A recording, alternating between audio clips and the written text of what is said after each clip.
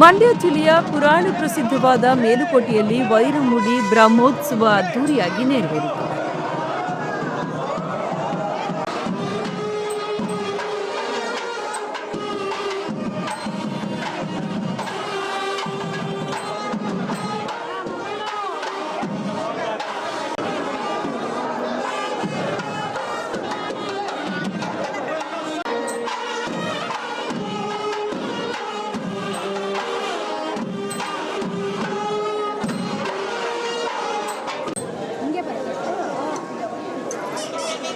ಬರ್ತೀರಾ ನೀವು?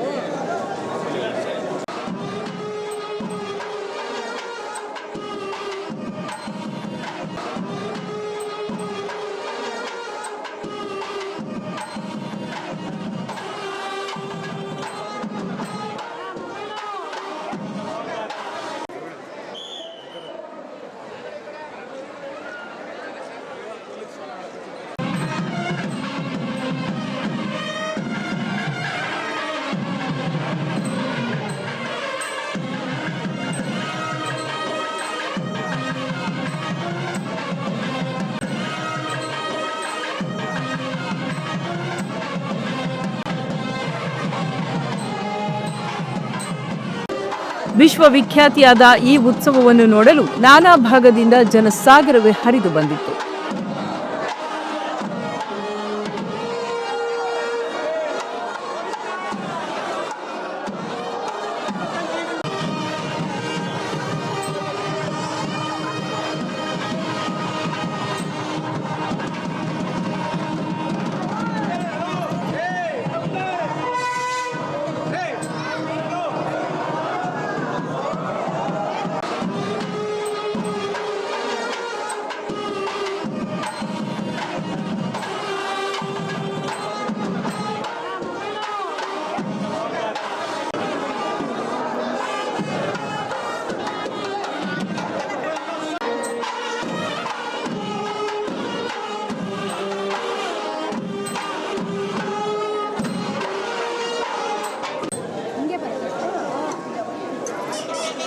ಬರ್ತೀರಾ ನೀವು?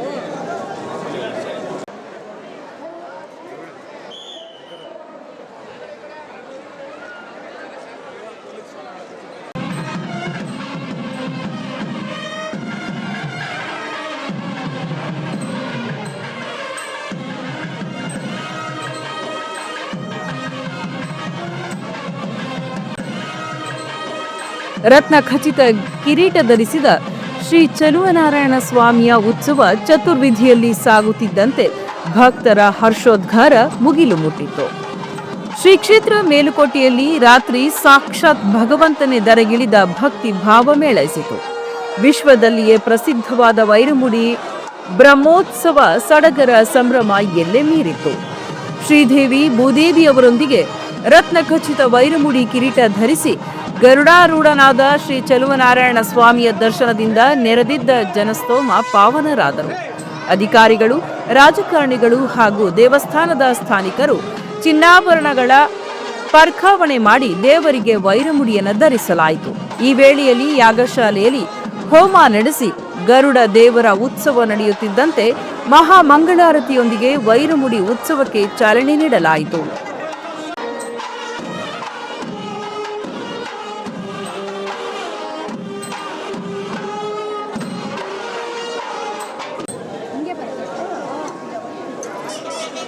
ಬರ್ತೀರಾ ನೀವು?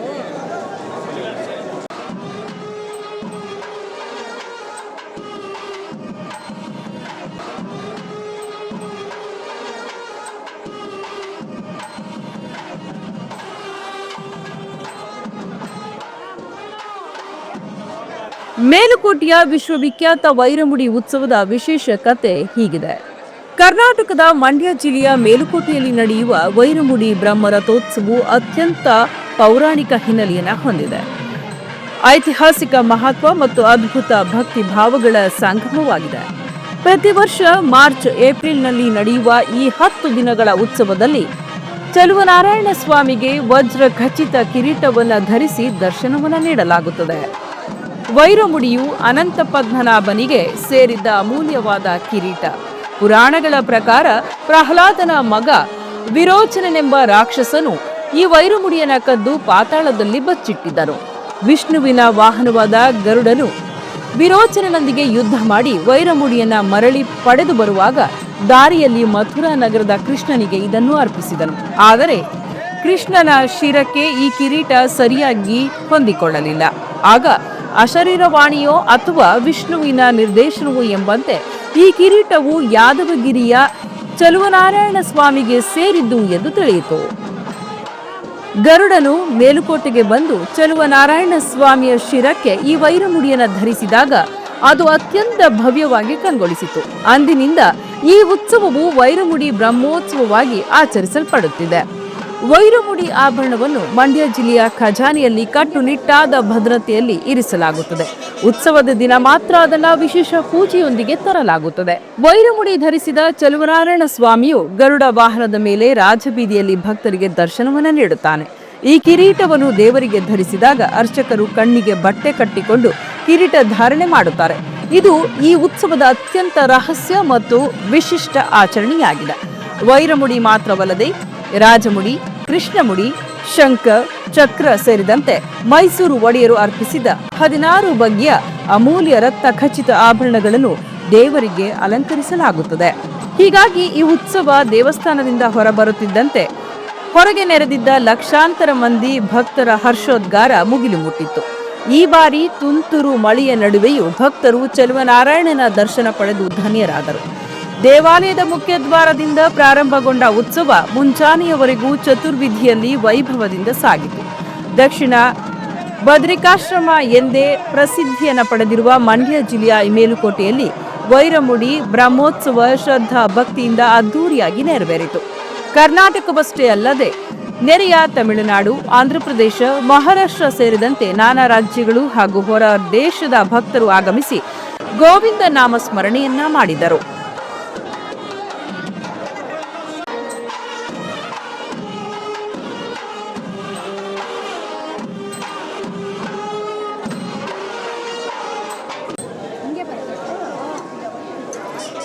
ಯಾವಾಗಲೂ ಬರ್ತೀರಾ ನೀವು?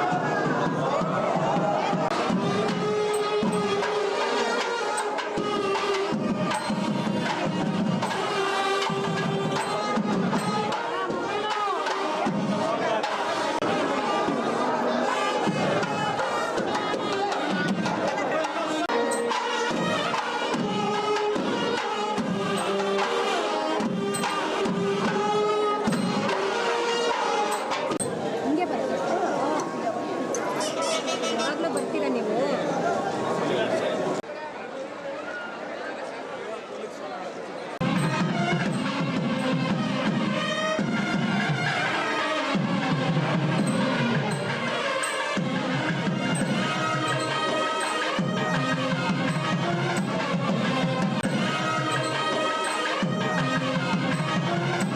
ಇನ್ನು ದೇವಸ್ಥಾನದ ರಾಜಗೋಪುರದ ವಿದ್ಯುತ್ ದೀಪಾಲಂಕಾರ ಕಂಗೊಳಿಸಿತು. ಇಡೀ ಊರ ಬೀದಿಗಳು ದೀಪಗಳಿಂದ ಜಗಮಗಿಸಿ ಉತ್ಸವದ ರಂಗನ್ನ ಹೆಚ್ಚಿಸಿತು.